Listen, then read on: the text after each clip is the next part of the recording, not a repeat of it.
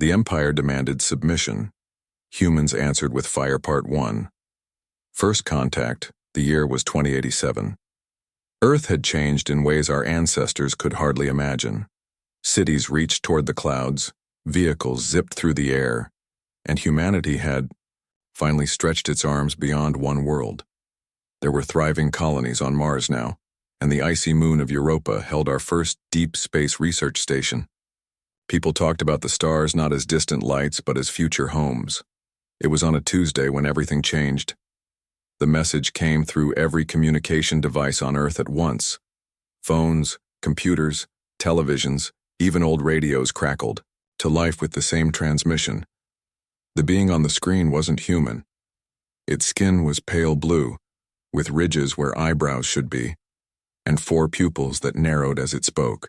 "People of Earth," it said in perfect, unsettling English. "I am Admiral Vork of the Graxian Empire.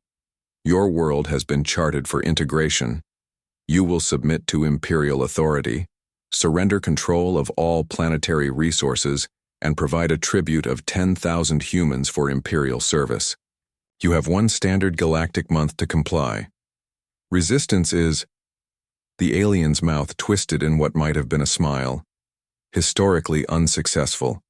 The transmission ended, leaving humanity in stunned silence for about 3 hours. Then the panic started. The United Planetary Council gathered in their headquarters in Geneva. 25 representatives from Earth and its colonies sat around a table built to symbolize unity. Now it felt like a war room. "They must be bluffing," said Representative Hahn, his fist hitting the table. "We haven't detected any vessels in our solar system." "Their technology is clearly far beyond ours," replied Representative Joe, her voice steady despite the fear in her eyes. "They could be watching us right now." General Kim entered the room then. She wasn't tall, but she carried herself with the quiet confidence of someone who had seen terrible things and survived them. The room fell silent. "They're not bluffing," she said, "and they're already here." She pressed a button and a hologram appeared above the table. A massive ship hiding in the shadow of Neptune, nearly as large as Earth's moon. "How did we miss that?" someone whispered. "The same way a mouse doesn't notice an eagle until it's too late," General Kim answered. "But we're not mice." She pressed another button, and the hologram changed to show something no one outside the highest levels of military had ever seen. A hangar deep beneath the Pacific Ocean, where sleek ships with strange engines waited. "Project Firestarter," she said. "For 15 years we've been reverse engineering technology from a scout ship that crashed in the Arctic. We kept it secret because we didn't know if whoever it belonged to would come looking." "These ships," Representative Joe leaned forward, "are they operational?" 6 are combat ready with fusion drives and energy weapons. Not enough to win a war, but enough to show the Graxians that taking Earth won't be as easy as they think. The council chamber erupted in argument. Some wanted to try diplomacy first. Others insisted on immediate evacuation of as many people as possible to underground bunkers. A few even suggested compliance. Better to live as subjects than die in a hopeless war. General Kim listened to it all with her arms crossed. When the voices finally quieted, she spoke again. "Throughout human history, empires have offered the same choice to those they sought to conquer, kneel or die. But humanity has a habit of finding a third option." She looked each council member in the eye. "These Graxians don't know who they're dealing with. They expect us to be primitive, afraid, easy to control, but we've spent our entire existence adapting, surviving, and overcoming impossible odds. We split the atom, cured diseases that once killed millions, walked on other worlds." The hologram changed again, showing the faces of men and women in flight suits. Pilots trained in secret for a day they hoped would never come. "I'm not asking permission to fight," General Kim said. "I'm telling you that we will not submit. Not to threats, not to fear, and certainly not to some alien empire that sees us as nothing but resources to exploit." The youngest council member, Representative Bay, stood up. His hands trembled, but his voice was clear. "What exactly are you proposing, General?" General Kim's lips curved into the smallest smile. "The Graxians demanded our submission. I propose we answer with fire." 3 days later, In a broadcast seen by every human in the solar system, the Council announced its decision. Earth would not surrender. Instead, they revealed the existence of the Advanced Defense Program and called for volunteers. The response was overwhelming. Within a week, manufacturing facilities around the world shifted to war production. Scientists shared breakthroughs that had been kept classified for years. Old enemies set aside their differences in the face of a common threat. And in a secret facility on the far side of the moon, the pilots of Project Firestarter prepared for humanity's first interstellar battle. They knew the odds were against them. They knew many wouldn't return. But as their commander told them before they boarded their ships, "Today, we carry the flame of all humanity with us.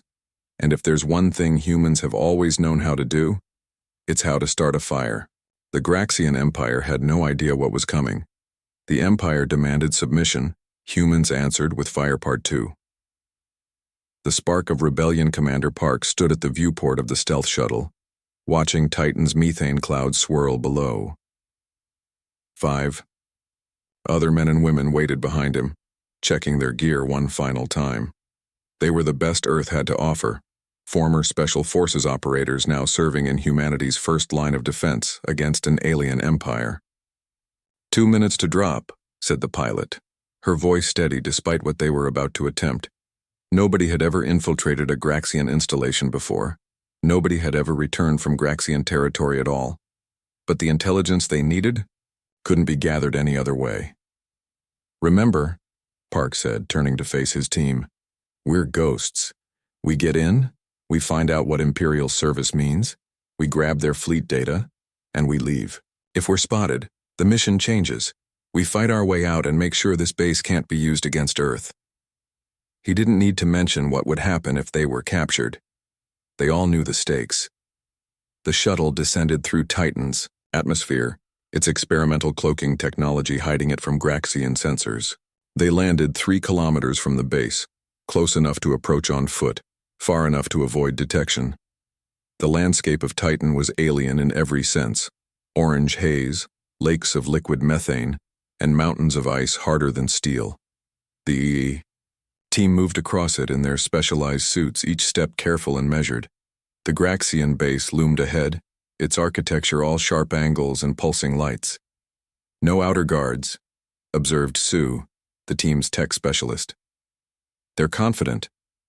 "They've never faced humans before," Park replied. "Let's make sure they remember us." Getting inside was surprisingly easy. The Graxians had built their security systems to stop frontal assaults, not small infiltration teams with advanced stealth tech. Within 20 minutes, they were inside, the main complex moving through service tunnels designed for maintenance drones. "Life signs ahead," whispered Jin, checking her scanner. 2. No. 3 Graxians. They froze, pressing against the walls as a patrol passed. Up close, the aliens were even stranger than they appeared in transmissions. Taller than humans, with forearms and skin that shifted colors slightly as they moved. They carried weapons that looked more grown than manufactured. Once the patrol passed, the team continued deeper into the facility. According to their intelligence, the central data hub would be in the lowest level. But as they descended, they began to hear sounds, mechanical humming interspersed with something else. "Is that screaming?" Jin asked, her voice barely audible. They found the source 1 level below. Through a viewport in a sealed door, they saw rows of transparent tubes, each containing a humanoid figure. Not human. The proportions were wrong, the skin tones ranging from green to purple. But definitely people of some kind. Mechanical arms moved between the tubes, extracting something from each subject. "They're from different worlds," Sue whispered, recording everything with her helmet camera. "Different species." "This is what Imperial service means," Park said grimly. "They're harvesting something from them." A Graxian scientist entered the room, examining readouts on a floating display. The team ducked back, but not before seeing. The scientist injects something into one of the tubes. The screaming stopped from that particular captive, replaced by a low mechanical hum. "They're not just taking," Jin realized, horror in her voice. "They're replacing, turning them into parts of something. The neural network, Sue said suddenly. Remember what that Graxian message said? Their empire spans thousands of systems. They must need massive computing power to control it all. And they're using living brains to build it, Park finished. We need to move, now. They continued downward, newfound urgency in their steps. The data hub was exactly where their intelligence suggested, a massive room filled with crystalline structures that pulsed with light. I need 3 minutes, Sue said, connecting her equipment to what appeared to be an access port. Make it 2, Park replied, setting charges around the room. Jin, we need a distraction on the upper levels when we're ready to move out. But as Jin turned to acknowledge the order, alarms began blaring throughout the facility. They've detected us, she said, checking her scanner. Multiple hostiles converging on our position. Park didn't hesitate. So, get what you can.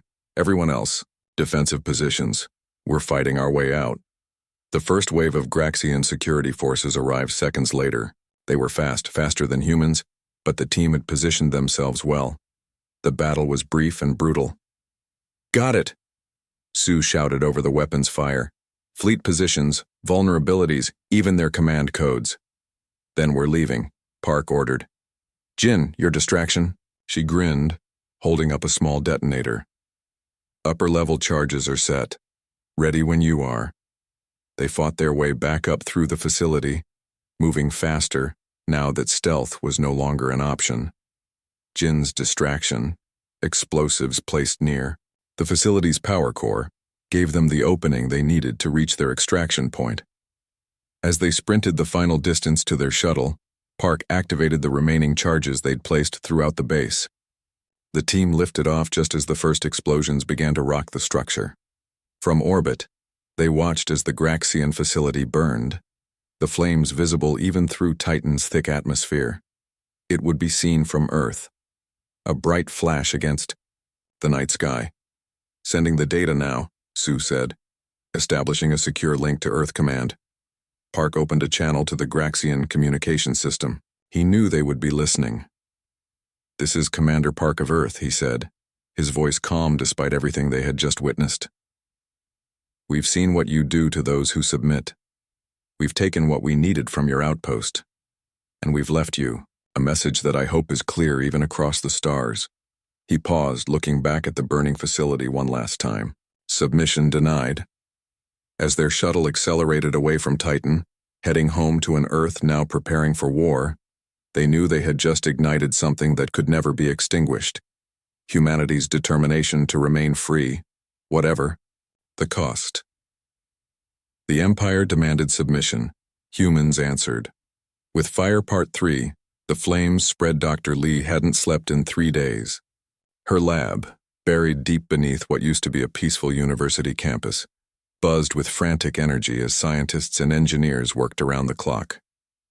The data stolen from the Graxian base had been a gold mine of information. But it also confirmed their worst fears. The Empire's main invasion fleet was already on its way to Earth. How close are we? Asked Colonel Wu, the military liaison assigned to the project. His uniform was wrinkled, dark circles under his eyes matching Dr. Lee's own. She gestured to the massive simulation running on the wall-sized screen. The theory works, we can do it.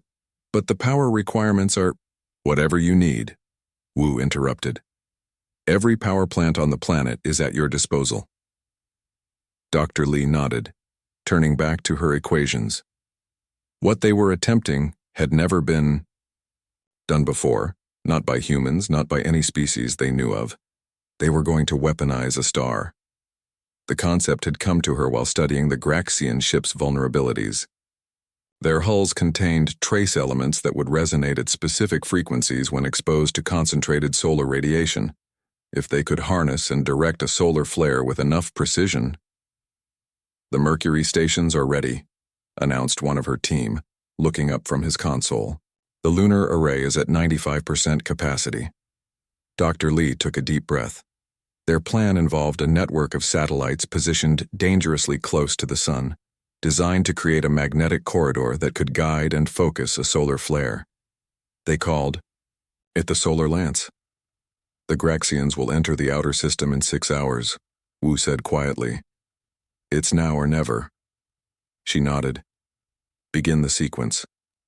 Across the solar system, humanity held its breath. Every available ship had been retrofitted for combat, but they all knew it wouldn't be enough against the Graxian armada. This desperate plan was their best hope. In space, the situation was even more tense. Captain Sung's fighter squadron was positioned just behind Mars, hidden in the planet's magnetic shadow. From his cockpit, he could see the first pinpricks of light that marked the arriving Graxian fleet.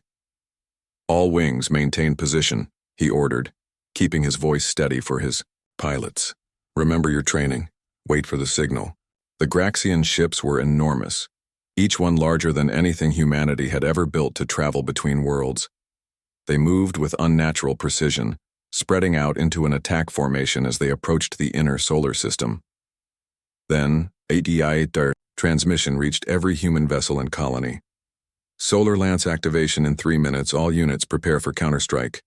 On her flagship, Admiral Vork of the Graxian Empire watched with mild curiosity as the primitive human vessels scrambled to defensive positions. Their scans showed nothing that could possibly threaten an Imperial armada. The creatures had spirit. She would grant them that. The destruction of the Titan outpost had been unexpected, but this would be over quickly. Prepare the pacification beams, she ordered. Target their largest population centers first. Her second-in-command hesitated. Admiral, we're detecting unusual energy readings from their star. Vork dismissed the concern with a wave of her hand. Primitive sensors giving false readings. Continue as planned. Meanwhile, at the Mercury control station, Dr. Lee watched as the final countdown began. The satellites were in position, their energy collectors glowing white-hot as they prepared to manipulate the sun's magnetic field. Solar Lance activation in 5, 4, 3, 2, 1. Initiate. For a moment, nothing seemed to happen.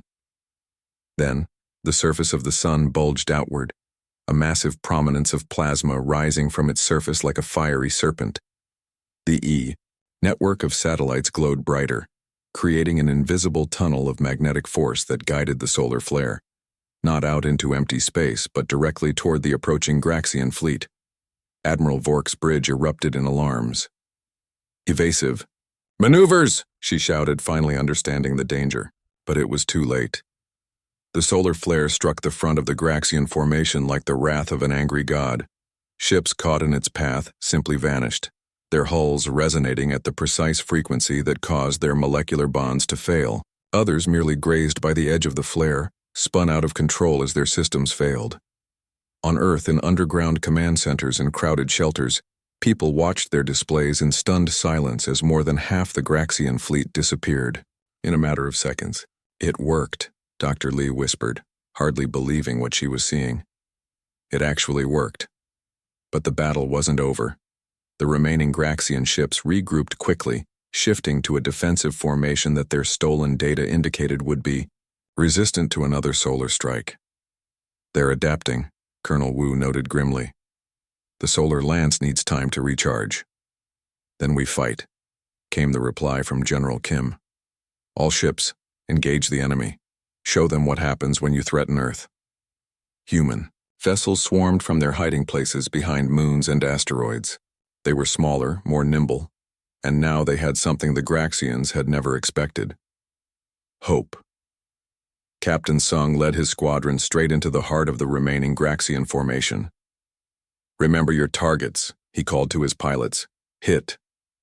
Their sensor arrays first, just like we practiced. The space around Mars became a chaotic battlefield of energy weapons and explosive decompression. Human ships darted between the massive Graxian vessels, striking quickly before pulling away. In her command ship, now damaged and retreating to the edge of the solar system, Admiral Vork watched in disbelief. In the Empire's 30,000-year history, no species had ever inflicted such losses on an Imperial fleet. The humans hadn't, just resisted. They had changed the rules of engagement entirely. Send word to the Imperial High Command, she ordered, her voice tight with rage. The subjugation of Earth will require additional resources. As the remaining Graxian ships limped away from the solar system, humanity celebrated its first victory. But in the command center, Dr. Lee and the military leaders knew this was just the beginning. "They'll be back," General Kim said quietly, "and next time they'll be ready for the solar lance." Dr. Lee nodded, already thinking of modifications and new weapons. "Then we'll need to be ready too, with something they've never seen before." Across the galaxy, news of the battle spread, despite the Empire's attempts to suppress it. On 1,000 subjugated worlds, beings who had lived under Graxian rule for generations looked toward the tiny blue planet in an unremarkable solar system, and for the first time in millennia, they began to wonder if the unthinkable might be possible. Perhaps the Empire wasn't invincible after all. The Empire demanded submission. Humans answered with Fire Part 4, Embers Among the Stars Captain. Choi stood on the bridge of the Phoenix, Earth's first true warship built with the knowledge gained from their encounters with the Graxians. Through the viewport she could see the blue-green world below. Not Earth, but Thalassa, a colony of amphibious beings who had been under Graxian control for over 3 centuries. "Graxian patrol ships approaching, Captain," reported her tactical officer. 3 vessels, standard configuration. Choi nodded. "Bring us around behind the moon. Signal the other ships to hold position." The Phoenix moved silently, its engines using technology reverse-engineered from the data stolen from the Titan base. 5 other ships followed in perfect formation. Together, they were humanity's first interstellar fighting force, sent out beyond Earth's solar system to take the fight directly to the Empire. "They don't know we're here," Choi said, a tight smile forming on her lips. "Let's keep it that way until we're ready." 6 weeks had passed since the battle at Mars, where humanity had bloodied the nose of the supposedly invincible Graxian Empire. But victory had come at a cost. Earth's defenses were stretched thin, and the Graxians would certainly return with a larger force. To buy time, the United Planetary Council had approved a bold strategy: strike at Imperial outposts in nearby systems, free enslaved species and build alliances. "Graxian ships have entered standard orbit," the tactical officer announced. "They're beginning their resource collection." Choi's expression hardened. Resource collection was the Empire's euphemism for stripping a planet of whatever they valued, including people to be processed into their neural network. "Launch the drones," she ordered. Small unmanned craft detached from the Phoenix, speeding toward the Graxian ships. They weren't weapons, but carried something potentially more powerful: the truth. Each drone contained footage from the Battle of Mars, proof that the Empire could be defeated, and an offer of alliance. "Drones away," confirmed her communications officer.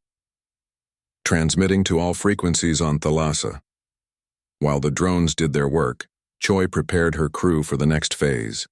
If history was any guide, the Thalassans would rise up once they saw the footage. When they did, the Graxians would respond with brutal force. That's when the Phoenix fleet would strike. The wait wasn't long. "Captain, multiple explosions on the buoy." "Surface," called out the sensor operator. "The Thalassans are attacking Graxian ground installations." Choi straightened her uniform. "Right on schedule. All ships, attack formation. Weapons hot. Let's introduce ourselves." The 6 human vessels emerged from behind the moon, engines flaring as they accelerated toward the surprised Graxian patrol ships. The battle was brief but intense. The Graxians fought fiercely, but they were outmatched by human ships specifically, designed to counter their weaknesses. Later, standing in the grand underwater chamber of the Thalassan ruling council, Captain Choi formally established the first alliance between humans and another species. "We don't offer you protection," she told the gathered leaders, their translucent bodies shimmering in the blue light. "We offer you partnership. Together we can fight back against the Empire that has taken so much from both our peoples."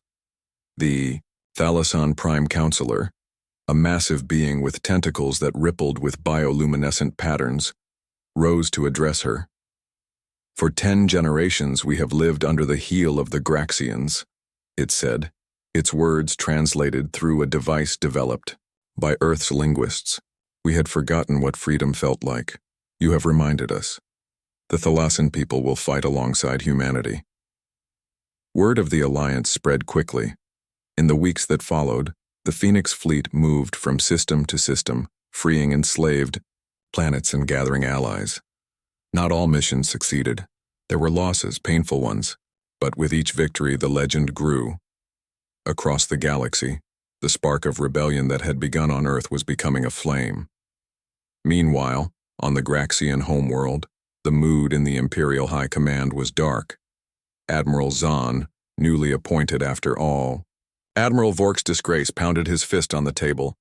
"How are these humans doing this?" he demanded. "They were nothing, a primitive species that had barely left their own moon before we discovered them." Science Director Kelthrix watched, from his seat at the far end of the table. He had spent his career studying subject species, and had warned the High Command years ago that their expansion policy was becoming unsustainable. They hadn't listened then. They weren't listening now. "Perhaps," he suggested carefully, "we should consider a different approach with the humans. Their technological advancement rate is unprecedented. They might be more valuable as allies than as subjects." Admiral Zahn glared at him. "Allies? The Empire does not have allies. It has rulers, and it has servants. The humans will learn their place, as all species do." "And how many more ships will that cost us?" asked another commander. "The humans have now spread their rebellion to 7 systems. Our forces are stretched thin, containing the damage." "Which is why," Zahn replied, his voice dropping to a threatening growl, "I have ordered the deployment of the World Breaker." The room fell silent. The World Breaker was the Empire's ultimate weapon, a massive ship capable of inducing artificial supernovas. It had been used only twice in Imperial history, each time to make an example of a particularly troublesome species. Kelthrix felt his heart sink. "You're going to destroy Earth." "I'm going to erase it from existence," Zahn corrected him. "And then I will personally oversee the extermination of every human colony and ship. This rebellion ends now." Later that night, alone in his laboratory, Kelthrix made the decision that would change the course of galactic history. He had been secretly communicating with the humans for weeks, impressed by their ingenuity and horrified by his own species' brutality. Now he had no choice. He had to warn them. Using an untraceable quantum channel, he sent a detailed message to Earth. Complete schematics of the World Breaker, its weaknesses, and the Empire's battle plans. "They're coming with everything they have," he wrote. "Your planet has weeks at most. May your fire burn brightly enough to stop them." Back on the Phoenix, now docked at a hidden base in the Nixian Nebula, Captain Choi received the urgent transmission from Earth Command. As she read the details of the coming attack, she knew their hit-and-run campaign was over. It was time to gather their new allies and head home. The final battle for Earth was about to begin. Across the stars, the embers of rebellion were catching fire, but would it be enough to save humanity's homeworld from the Empire's wrath? The Empire demanded submission. Humans answered. With Fire Part 5, Inferno of Freedom, the space around Jupiter glowed with the engines of 1,000 ships. It was the largest fleet ever assembled in Earth's solar system, vessels from 24 species, all gathered for one final desperate stand against the Graxian Empire.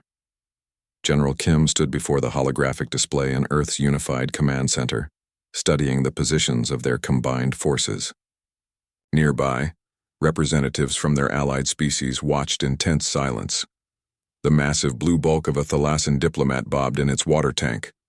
A pair of spider-like arachnians clicked their mandibles nervously. A delegation of crystalline Luthians hummed in their strange musical language. "The World Breaker has entered the outer system," reported a young lieutenant, her voice steady despite the gravity of the news. Kim nodded. She'd been preparing for this moment since they received Kelthrix's warning 3 weeks ago. Every available ship had been recalled. Every ally had contributed what forces they could spare. Earth itself had been partially evacuated, with millions of people relocated to underground bunkers and off-world colonies. "All ships, confirm battle positions," she ordered. "Civilian transports continue evacuation protocols." On the main screen, the Graxian fleet appeared, hundreds of warships surrounding the World Breaker. a vessel so massive it seemed impossible that anything had built it. The ship's core glowed with unnatural energy, the power source that allowed it to trigger stellar collapse. "They'll make for the sun," Kim said. "According to Kelthrix's information, they need to be within a certain range to initiate the supernova sequence."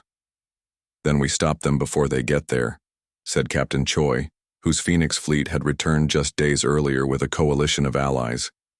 She looked different now, harder, with a scar running along her jawline and eyes that had seen too much death. Kim studied the tactical display once more, then turned to face the gathered commanders. "You all know the plan. Our smaller, faster ships will engage their escort fleet, drawing them away from the World Breaker. Meanwhile, our heavy cruisers will concentrate fire on the World Breaker's main engines, trying to slow its approach." She paused, looking each of them in the eye. "But we must be realistic. According to our intelligence, conventional weapons may not be enough to stop it. That's why we have the Prometheus." All eyes turned to the image of a single ship, unlike any other in their fleet. It had been built in secret, incorporating technology from a dozen different species. At its heart was an experimental reactor designed by Dr. Lee, a miniature version of the sun itself, contained in a magnetic bottle. "One way or another," Kim said quietly, "this ends today." Throughout the solar system, people watched the approaching battle through whatever feeds they could access. In underground shelters on Earth, in colonies on Mars and Europa, in ships fleeing toward the outer planets, all of humanity held its breath. The battle began suddenly, with a flash of weapons fire that lit up the space around Jupiter like a new constellation. Human ships darted between the massive Graxian vessels, firing with precision at the weak points identified in Kelthrix's data. They were joined by their allies, Thalasan ships that could change color to become nearly invisible Arachnean vessels that fired webs of energy to entangle Graxian engines, Luthian crystalline ships that redirected enemy weapons fire back at its source.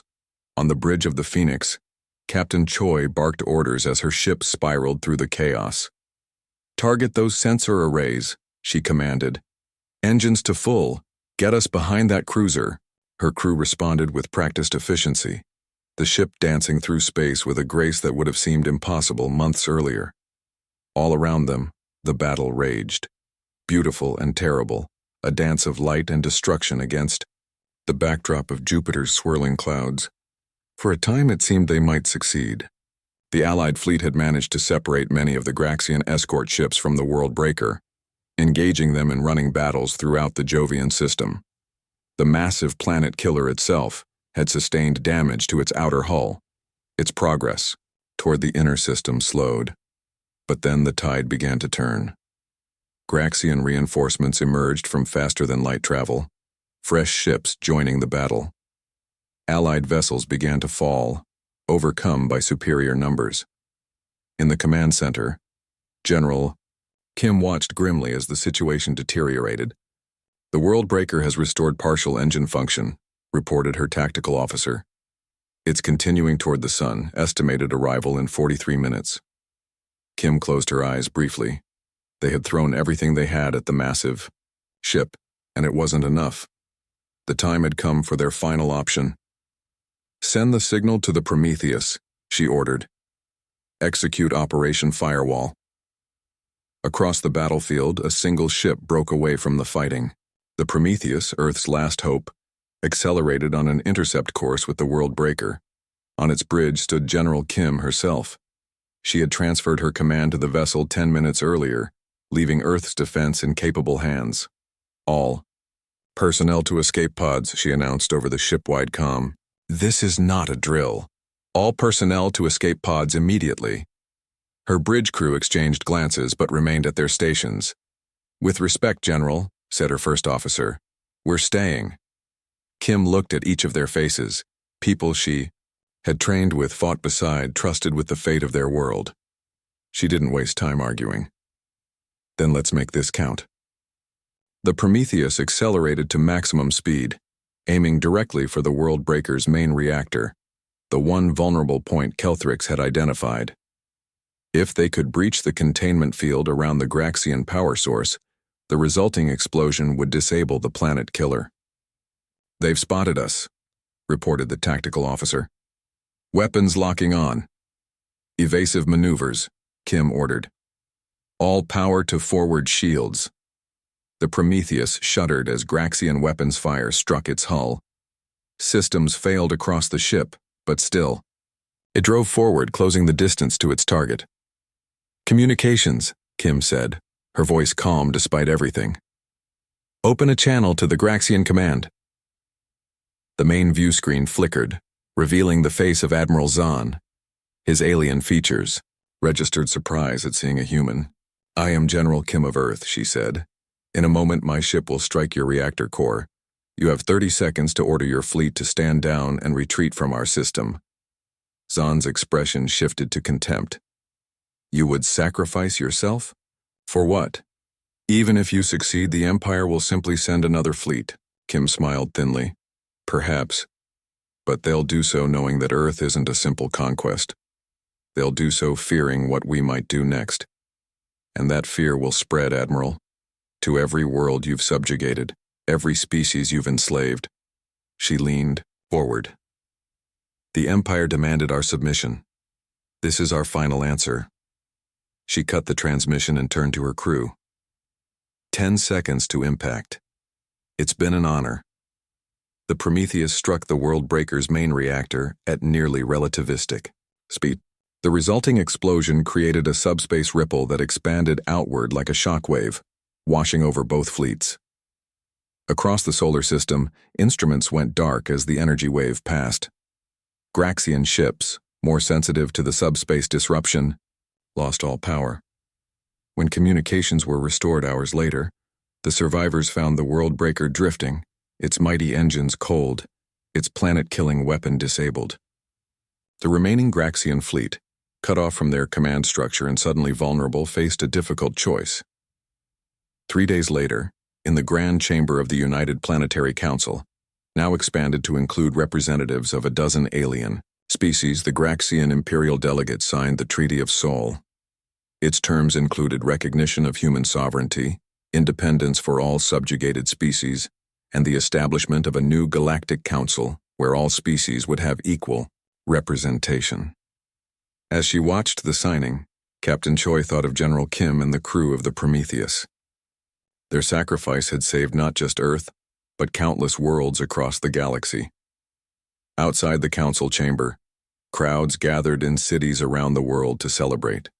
The date would become known throughout the stars as Ignition Day, when the fire of human defiance had sparked a revolution that transformed the galaxy.